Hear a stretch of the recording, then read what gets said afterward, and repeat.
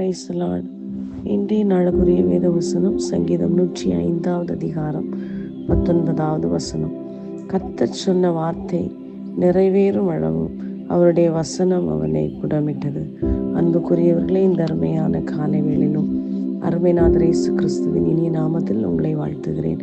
கர்த்தர் தந்த நல்ல வசனத்திற்காய் நன்றி செலுத்துவோம். பாருங்கள், கர்த்தர் நம்முடைய வாழ்க்கையிலும் கூட சொன்ன அநேக வாக்கு தத்தங்களும் வார்த்தைகளும் உண்டு. அவைகள் நிறைவேறும் வரைக்கும் கர்த்தருடைய வசனம் நம்மளையும் புடமிடும்.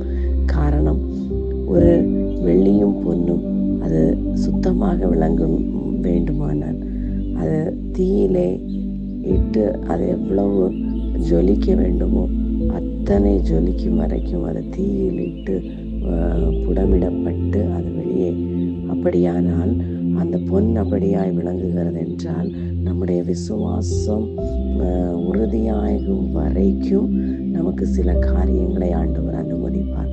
அது உங்களை தகர்த்து விடுவதற்காக அல்ல, இல்லை என்றால் உங்களை அழிப்பதற்காக அல்ல, இன்னும் உங்களை உறுதிப்படுத்தி கர்த்தருடைய சந்நிதியிலே இன்னும் காத்திருக்க வைப்பதற்காக. நம்முடைய விசுவாசம் என்பது விலையேற பெற்றதாய் காணப்படுகிறது.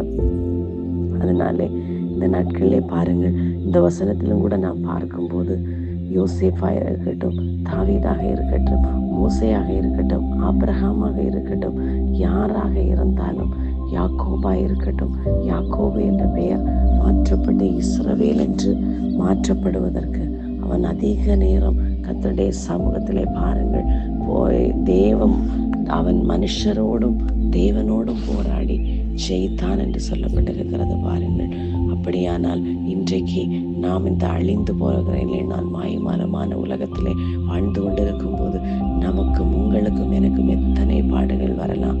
ஆனால் ஒன்றை மட்டும் புரிந்து கொள்ளுங்கள், அவர் சொன்ன வார்த்தை நிறைவேறவும் அவருடைய வசனம் நம்மை புடமிடும். பாருங்கள், வாக்கு தத்தங்கள் அநேகம் உண்டு.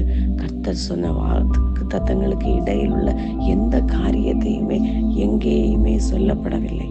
ஆனால் கர்த்தர் அனுமதித்தார், அதிலே பொன்னாக விளங்க பண்ணினார். யோசேப்புடைய அனுபவத்திலே இருக்கட்டும், தாவீது, ஆபிரகாம், யாக்கோபு, ஈசாக்கு, எல்லாருடைய அனுபவத்திலும் கர்த்தர் ஒருவரையே அவர்கள் சார்ந்து கொண்டார்கள்.